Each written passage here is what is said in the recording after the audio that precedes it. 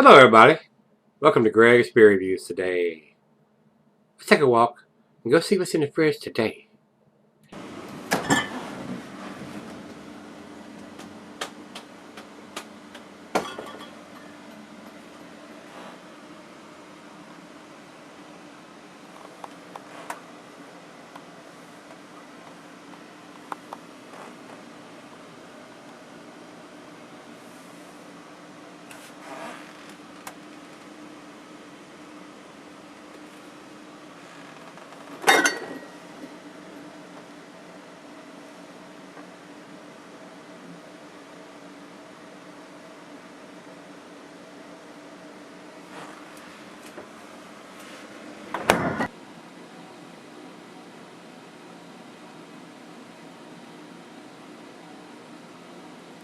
Hey everybody, thanks for stopping by Gregsbeerreviews today. Today's beer comes from Singlecut Beersmiths, and they're out of Astoria, New York. This was sent to me by Rico, my damn good friend in Pennsylvania. It picks up a lot of wonderful beers up there and sends them to me. He is able to get his hands on a lot of stuff that I cannot get here. So Rico, once again, my brother, I do appreciate everything that you send to me. This is their Soulbender IPA coming in at, says 5.2 here. Let's see what it has on the bottle. The bottle has 7.2. Both Beer Advocate and Rate Beer has this at 5.2. So evidently the recipe has changed because we got the ABV completely wrong. Soulbender IPA. And this is a 1.9 fluid ounce bottle.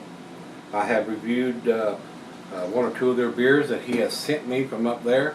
And the letter he sent with this beer mail package that just came in says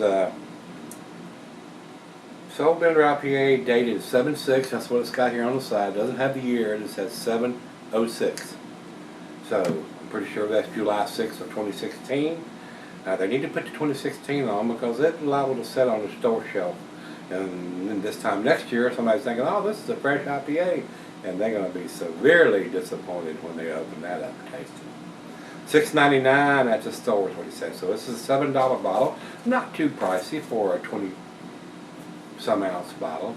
1 pint is 16 ounces. 9 fluid ounces after that. We got 25. It doesn't look bigger than a bomber. So 1 pint, 9 fluid ounces. Kind of hard to believe it's a 25er. So, but it's a big bottle. It is. So we'll see what this brings to the table. I think they do some pretty tasty stuff. I can't remember what I gave the last one that he sent from these guys, but we'll see what this one brings. Guys, they all run together after almost 2,100 beer reviews, and it will be 2,100 times you see this because I'm about a month ahead with all the wonderful beers that's been sent to me by Brandon and Jeff and Rico. So I'm that far ahead, especially when they send me IPAs and double IPAs and lower ABV beers. I try to get to those as quick as I can, and that's what I review first. And then the bigger, the Imperial Stouts and all the quads and triples and stuff like that, I usually save for later on or the final beer of the evening type reviews. So, well, commercial description here, it says IBUs are 66, but that's on a 5.2%. I don't know what the IBUs are on the 7.2%. Commercial description says, oh yeah, this is for all the taste buds down on the south side, up on the north side, and let's not forget those buds kicking on the east and west sides of your palate too. A session IPA with an intense NZ hop character that's going to shift paradigms in your mouth. That's what it says here. I don't believe I would call a 7.2%er a session IPA. Maybe a 5.2, but it damn sure says 7.2% on this particular one. So if you're session and 7.2%ers, more power to you. That's all I can say. I damn sure don't think I'd want to drink 3 or 4 of these and try to function. Damn sure would have my buzz going on if I session a bunch of these. So that's all we need to talk about as far as that goes. Food pairings for this is your typical IPAs curried in Thai's cuisine. Cheeses of peppery, Monterey, pepper jack, sharp, blue cheddar, stronger cheeses. The meat is poultry, fish, shellfish, salmon. I will add grilled meat to that. And glassware pint back in tumbler mug style Sidell. I'm using my favorite snifter today and not recommended for extended cellarings. Even though it's a 7.2, it's an IPA in the hospital phase. A little bit of hiss there, not a big hiss.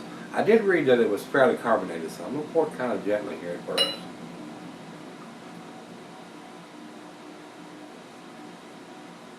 Doesn't seem to be overcarbonated, so let's kick it up a notch and go down the center on the end of the pour here.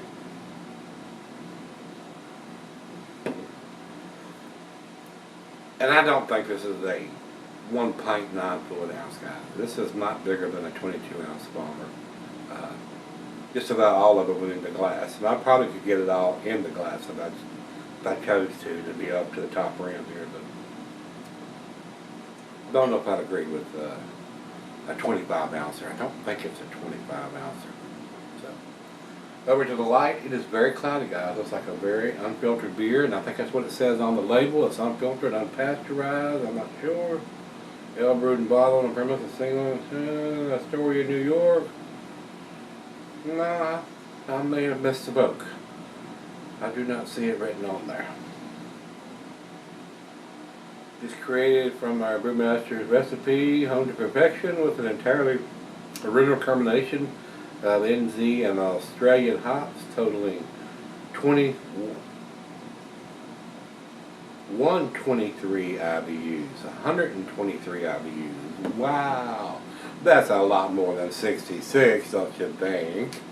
Yeah, a lot of times the information, when the recipe changes, the information the Gregsbeer Advocate has is this crap.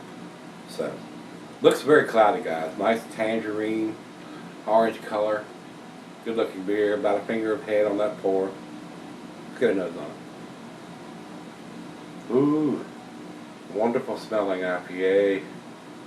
Tangerines, oranges, some pininess, hints of grapefruit. Oh, that smells damn good. Mmm. That smells delicious, as a matter of fact. Let's give it a taste. Cheers, everybody. Cheers, Rico.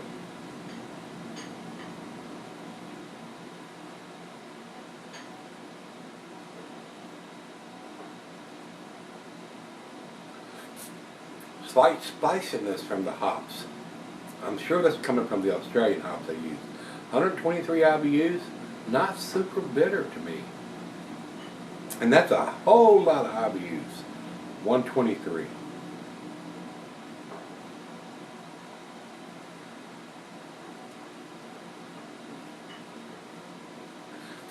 Heavy dankness to this beer.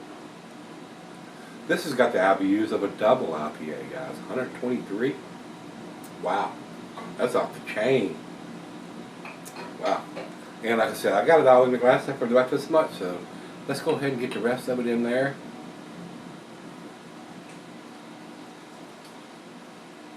Very nice. Very nice. Definitely looks like an unfiltered beer, guys. Right out of the fridge. Let's take it back and let her have a couple sips out of it and sip on this for a little while, see where it ends up. Very impressive so far. Alright, guys, I'm back. Let's sip on it about 25, maybe 20, 25 minutes, something like that. The other half loved it. She went, wow. It's very tasty. Evidently, they've changed the recipe up from what Beer Advocate and Gregsbeer's got, because they both have it listed at 5.2 and this one's 7.2. This beer has the same dankness as a Stone and Joy by to me. I mean, it's very heavy on the dankness. Tangerine, oranges, pineapple, pine, grapefruit. I mean, it's got a lot of stuff going on with this beer. It is very delicious. I really like this beer a lot.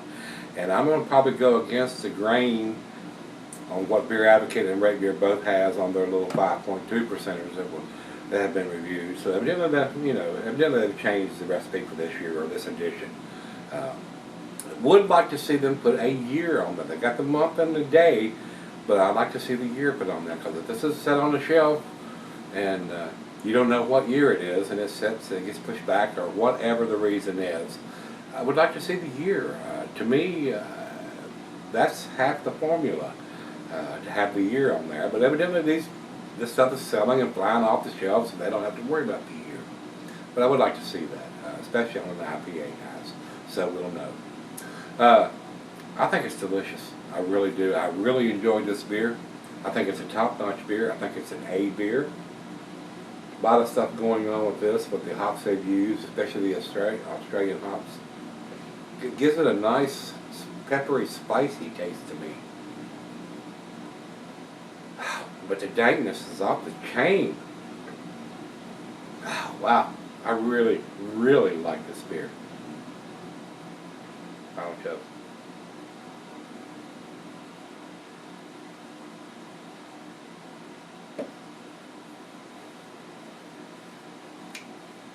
Wow. Delicious, guys. Alcohol is super well hidden for 7.2%. 123 IBUs. That's off the chain for a fucking single IPA, 7.2%er. I mean, some of the double IPAs don't even have that much IBUs. So once you get into the 123, to me, I don't think the human palate can even detect IBUs over 125 or something like that. So very nice to me. If you're not used to drinking an IPA, especially with this much bittering, this may be a way too bitter beer for your palate. So, but for me, I thought it was awesome. I think this is an A beer, guys. The only reservation I have from giving this beer a 10 is not having the year on the label there. It's the month and the day. If it had the month, day, and the year, I would probably give this a 10. But since it does not, I'm going to give it to 9. I think it's kicking on the door of a 10 if we could get them to put that year on there too. So, with that being said, Rico, thanks again, my brother. This was freaking awesome. Really delicious. I enjoyed this. Probably the best beer, single IPA that I've had in a while other than a Stone and Joy by. And some of maybe the Trillium or Treehouse beers. Very nice, very tasty. Yeah. I would buy this beer if I could get it here. I definitely would. Especially if they can put a year on it. Oh, man. But anyway, 9 out of 10 for me, guys. If I was putting a numeric rating on this, it would probably be a 97 or 98. Maybe even a 99. It's kicking the door on the 10. It really, really is. It's very delicious beer. Beer Advocate doesn't even have a rating on this beer, so I don't know how big this brewery is or how large a distribution they have. Beer Advocate only has 1, 2, 3, 4. 4 guys that have rated this beer. And they need 10 before they'll post a comment on it. But Rate Beer has, evidently some people have reviewed their earlier versions at 5.2%. And they come up with an 89 overall and 91 in the style. I think it's considerably better than that, maybe even 10 points, at least 8 better than that with this particular version that they've done here at 7.2%. So very tasty, very, very tasty. If you've had this edition, not the 5.2%er, but the 7.2%er that they've done this year, let me know what you think. I thought it was awesome. Like I said, I would buy this beer. We just need to get these guys. They got the machine that's printing the month and the day. Why can't they put the year on there too? I know that has that capability, and they choose not to. That's why they got the grade that they got. Instead of a 10, they got the 9.